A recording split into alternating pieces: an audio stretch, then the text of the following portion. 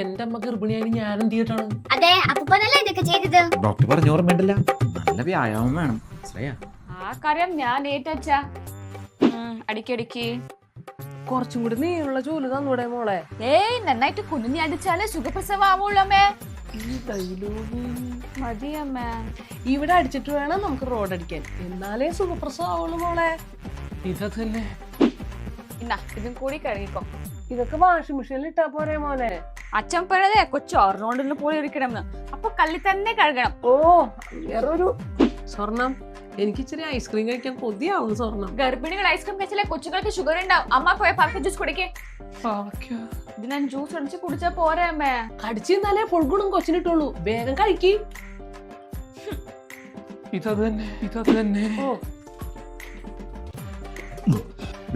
ഇതും കൂടി കഴുകി വെക്കാൻ പറഞ്ഞു രക്ഷമോള്.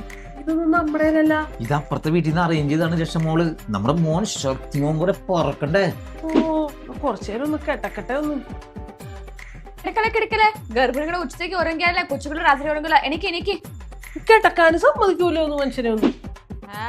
ഇങ്ങനെയല്ല, നന്നായിട്ട് വളഞ്ഞു തുടച്ചാലേ കൊച്ചിങ്ങനെ തിരിഞ്ഞു വരുള്ള സമയമാകുമ്പോ. രക്ഷമോള് അമ്മേനെ നന്നായിട്ട് നോക്കണ്ടല്ലേ? പിന്നെ അമ്മ അവളെ നോക്കിയതുപോലെ തന്നെ അവളിപ്പോ അമ്മേനെ നോക്കണ്ട.